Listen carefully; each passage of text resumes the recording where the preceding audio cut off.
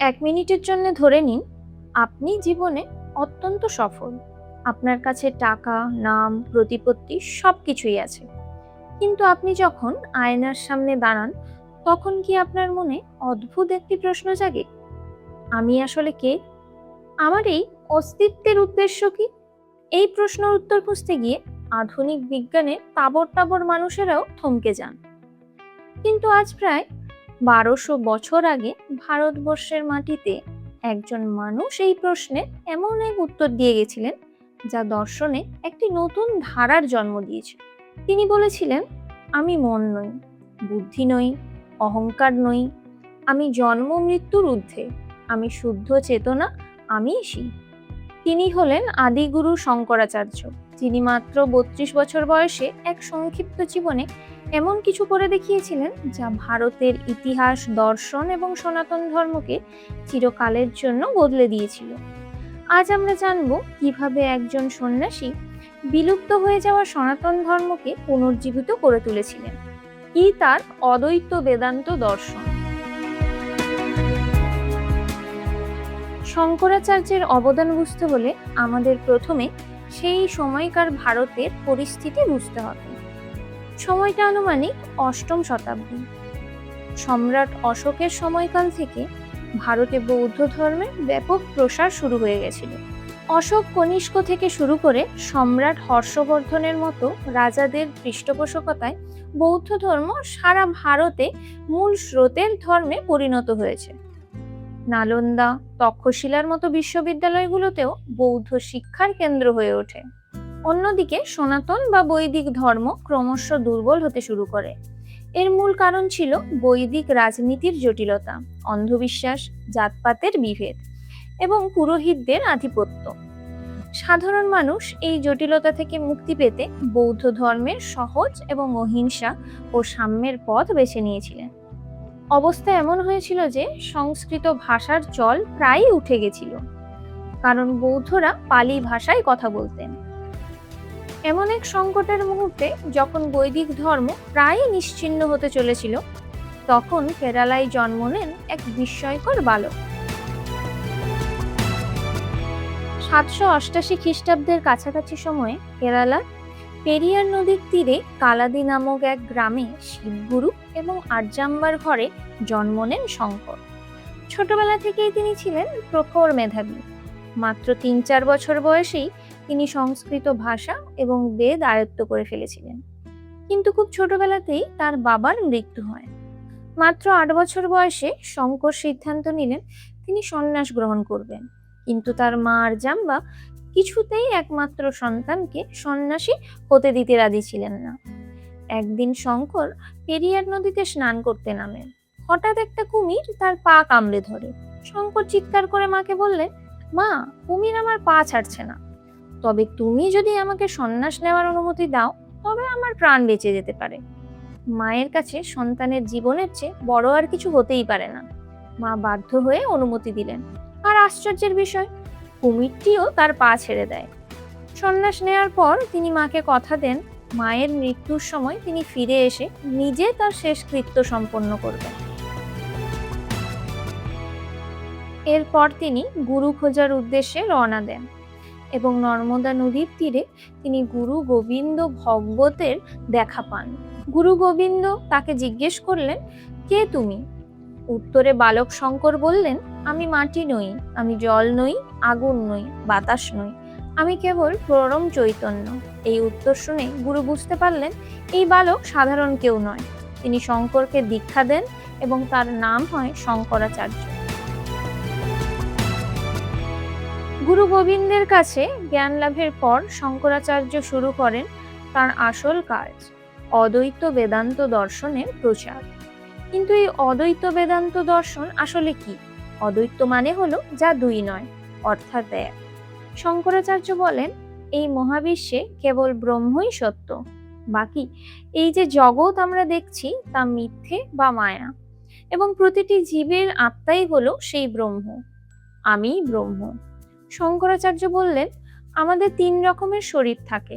স্থূল শরীর, যা আমরা চোখে দেখি; সূক্ষ্ম শরীর, আমাদের মন এবং বুদ্ধি; কারণ শরীর, আমাদের সঞ্চিত কর্ম।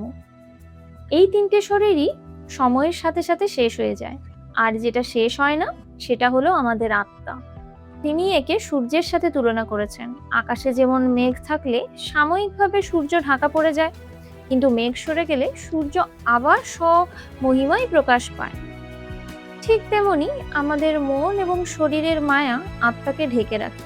মায়া কাটলেই আমরা বুঝতে পারি যে আমরাই ব্রহ্ম। শঙ্করাচার্য আরেকটি বিখ্যাত উদাহরণ দিয়েছিলেন। ধরুন আপনি রাতের অন্ধকারে রাস্তা দিয়ে হাঁটছেন, হঠাৎ মাটিতে একটি দড়ি দেখতে পেয়ে আপনি তাকে সাপ ভেবে ভয় পেয়ে গেলেন। আপনি ঘামতে শুরু করলেন, হৃদস্পন্দন বেড়ে গেল, কিন্তু কেউ একজন আলো ফেলতে আপনি দেখলেন যে আসলে এটা কেবলমাত্র একটি দড়ি। শঙ্করাচার্য বলেছেন, এই পৃথিবীটাও ঠিক একটি সাপের মতো। মায়ার অন্ধকারে আমরা একে সত্য ভেবে নানা রকম কষ্ট পাই, ভয়, লোভ, মোহ, মায়ায় জড়িয়ে পড়ি। কিন্তু জ্ঞানের আলো পড়লেই আমরা বুঝতে পারি এ সবই মায়া। আসল সত্য কেবল একটাই, ব্রহ্ম। তবে শঙ্করাচার্যের এই জ্ঞান কেবল বইয়ের পাতায় সীমাবদ্ধ ছিল না। তার জীবনে এমন একটি ঘটনা ঘটে যা তার চোখ খুলে দেয়। শঙ্করাচার্য যখন কাশীতে একদিন গঙ্গা স্নান করে তার শিষ্যদের সাথে ফিরছিলেন, এমন সময় রাস্তায় এক চণ্ডাল, যাদের তৎকালীন সমাজ ব্যবস্থায় আমরা অস্পৃশ্য বলে মানতাম, তার 4টি কুকুর নিয়ে সামনে চলে আসে। শঙ্করাচার্য তাকে পথ থেকে সরে যেতে বললেন। তখন সেই চণ্ডাল এসে জিজ্ঞেস করলেন, হে মুনি, আপনি কাকে সরতে বলছেন? আমার এই রক্ত মাংসের শরীরকে, নাকি আমার আত্মাকে? আপনি তো বলেছিলেন সকলের মধ্যেই একই ব্রহ্ম বিরাজমান। তাহলে আমার আত্মা আর আপনার আত্মা তো এক হলো, তাহলে এই অস্পৃশ্যতার ভেদ কেন? এই কথা শুনে শঙ্করাচার্য চমকে উঠলেন। তিনি বুঝতে পারলেন এই ব্যক্তি কোনো সাধারণ মানুষ নন, স্বয়ং মহাদেব তার পরীক্ষা নিচ্ছেন। তিনি তৎক্ষণাৎ সেই চণ্ডালের পায়ে লুটিয়ে পড়লেন এবং প্রমাণ করলেন অদ্বৈত বেদান্তে জাতপাতের কোনো স্থান নেই, সেখানে সব আত্মাই সমান। এই ঘটনার উপর ভিত্তি করে তিনি একটি গ্রন্থ রচনা করেছিলেন যার নাম মনীষা পঞ্চকম। বেদান্তের এই মহান জ্ঞানকে সারা ভারতে ছড়িয়ে দিতে শঙ্করাচার্য শুরু করলেন তার দিগ্বিজয় যাত্রা। সেই সময় ভারতের সবথেকে বড় পণ্ডিতদের সাথে তার ডিবেট শুরু হয়। তিনি যখন বিখ্যাত মীমাংসক কুমারিল ভট্টের কাছে যান, তখন কুমারিল ভট্ট প্রায় মৃত্যুশয্যায়। তিনি শঙ্করকে পাঠিয়ে দেন তার সবথেকে বড় শিষ্য মণ্ডন মিশ্রের কাছে। মণ্ডন মিশ্র ছিলেন কর্মকাণ্ডে, অর্থাৎ সনাতন ধর্মে প্রচলিত যে রীতিনীতি মেনে চলা হতো তার উপর প্রবল বিশ্বাসী। তিনি মনে করতেন যাগযজ্ঞই পরম ধর্ম। অন্যদিকে শঙ্কর বলতেন জ্ঞান মার্গই মুক্তির পথ। মণ্ডন মিশ্রের বাড়িতে যখন শঙ্কর পৌঁছান, তখন সেখানে এক অদ্ভুত দৃশ্য দেখা যায়। মণ্ডন মিশ্রের বাড়ির তোতা পাখি এবং ময়না পাখিও সংস্কৃতে দর্শন নিয়ে তর্ক করছে। শুরু হয় মণ্ডন মিশ্র এবং শঙ্করের মধ্যে এক ঐতিহাসিক তর্কযুদ্ধ। আর আশ্চর্যের বিষয় হলো, বিচারক ছিলেন মণ্ডন মিশ্রের বিদুষী স্ত্রী, উভয়া ভারতী। টানা কয়েকদিন ধরে চলল এই ডিবেট। মণ্ডন মিশ্র অবশেষে তার পরাজয় স্বীকার করলেন, কিন্তু উভয়া ভারতী বললেন, আমি ওর অর্ধাঙ্গিনী, আমাকে না হারালে আপনার বিজয় সম্পূর্ণ হবে না। এরপর উভয় ভারতীর সাথেও তর্ক হয় এবং শঙ্কর তাকেও পরাজিত করেন। তাদের দুজনকেই বেদান্তের পথে নিয়ে আসেন। মণ্ডন মিশ্র পরবর্তীকালে সুরেশ্বরাচার্য নামে পরিচিত হন এবং শঙ্করের অন্যতম প্রধান শিষ্যে পরিণত হন। এইভাবে একের পর এক বৌদ্ধ এবং জৈন দার্শনিকদের পরাজিত করে বিলুপ্ত হয়ে যাওয়া সনাতন ধর্মকে আবার পুনরায় মূল স্রোতে ফিরিয়ে আনেন। শুধু বই লিখে বা তর্ক করেই তিনি থেমে থাকেননি। তিনি বুঝতে পেরেছিলেন বৈদিক ধর্মকে রক্ষা করতে হলে একটি শক্তিশালী প্রাতিষ্ঠানিক কর্মকাঠামোর প্রয়োজন। তাই তিনি ভারতের 4 প্রান্তে 4টি প্রধান মঠ স্থাপন করেন। উত্তরের বদ্রীনাথে জ্যোতির্মঠ অথর্বের সাথে যুক্ত, পশ্চিমে দ্বারকায় সারদা মঠ সামবেদের সাথে যুক্ত, পূর্বে পুরীতে গোবর্ধন মঠ ঋগ্বেদের সাথে যুক্ত, দক্ষিণে চিকমাগালুরে সিঙ্গেরি মঠ যা যজুর্বেদের সাথে যুক্ত। কেন তিনি 4 জায়গায় 4টি মঠ তৈরি করেছিলেন? কারণ তিনি চেয়েছিলেন মানুষ যেন জ্ঞান অর্জনের জন্য সমগ্র ভারত ভ্রমণ করে। এর ফলে শুধু ধর্মের প্রচার নয়, সমগ্র ভারতবর্ষের সংস্কৃতি এবং আধ্যাত্মিকভাবে এক সুতোয় বাঁধা পড়বে। শুধু তাই নয়, এই মঠগুলোকে রক্ষা করা এবং ধর্ম প্রচারের জন্য তিনি সন্ন্যাসীদের একটি বিশাল সংগঠন তৈরি করেছিলেন, যাকে বলা হয় দর্শনামী সম্প্রদায়, যেমন গিরি, পুরী, ভারতী, সরস্বতী, অরণ্য ইত্যাদি। কুম্ভ মেলায় আমরা যে দণ্ডিস্বামী আর নাগা সাধুদেরকে দেখি, তারা আসলে শঙ্করাচার্যের কাঠামোর এক অংশ।